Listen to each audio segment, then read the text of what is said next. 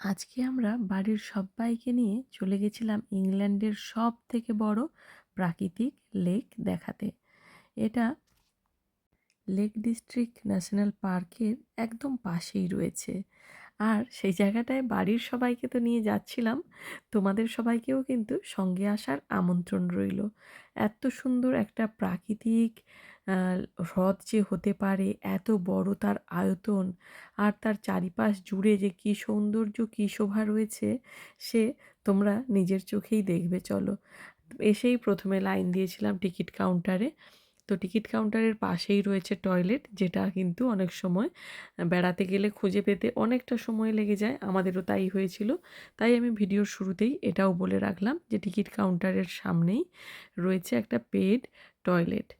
হ্যাঁ, তো ওটা থেকে এসে আমরা এখানে লাইন দিয়েছিলাম। আমরা আগে থেকে অনলাইন টিকিট বুকিং করিনি, যে এসে কোথায় ওই টাইমে যদি পৌঁছতে না পারি তাহলে তো সমস্যা হবে, নতুন জায়গা, ঠিক টাইমে পৌঁছতে পারবো কি না। তো এসেই ওই জন্য লাইন দিয়েছিলাম। আর দেখতেই পারছো এসে লাইন দেওয়ার ফলে কতটা পিছিয়ে পড়েছি লাইনে, মানে বেশ লম্বা লাইন হয়ে গেছিলো। আর এগুলোতে কিন্তু মানে বোটে ভালোই ভিড় হয়েছে জানো। এখানে টিকিট কেটে তারপরে আমরা বোটের জন্য লাইন দিয়ে তারপরে যখন বোটে উঠলাম, সেই যে লেকের যে প্রাকৃতিক শোভা, সে তোমরা দেখতে পারছো। চারিপাশে মানুষজন যে যার মতন করে সময় কাটাচ্ছে।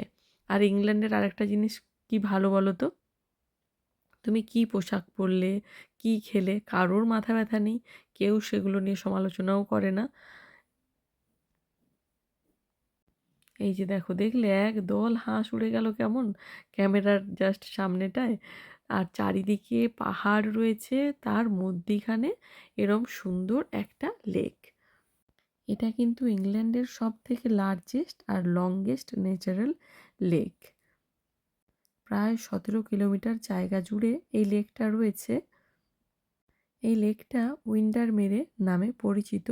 আর এখানে কিন্তু লেকের পাশাপাশি জঙ্গল ধরেও হাঁটা যায়। পাশাপাশি যে জঙ্গলটা রয়েছে, আমরা সামনের বোর্ড দেখে ওদেরকে হাত দেখিয়ে টাটা করছিলাম।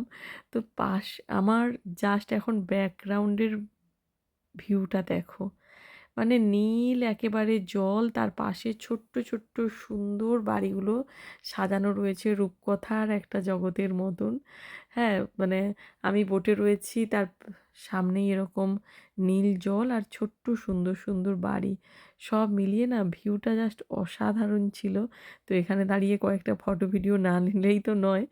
তবে আমি পুরো ভিডিওটা একসঙ্গে দিতে পারলাম না, আমি যাওয়ার পথের ভিডিওটুকুই শুধু দিলাম। আর এই জায়গাটার সমস্ত ডিটেলস কমেন্ট বক্সে তোমরা যদি চাও আমি দিয়ে দেবো, যে তোমরাও কিন্তু প্ল্যান করতেই পারো এই জায়গাটায় বেড়াতে আসার। যারা ইংল্যান্ডে রয়েছো তারা তো বটেই, তাছাড়াও যারা কিন্তু বেড়াতে আসার প্ল্যান করছো তারা কিন্তু এই জায়গাটায় আসতে পারো।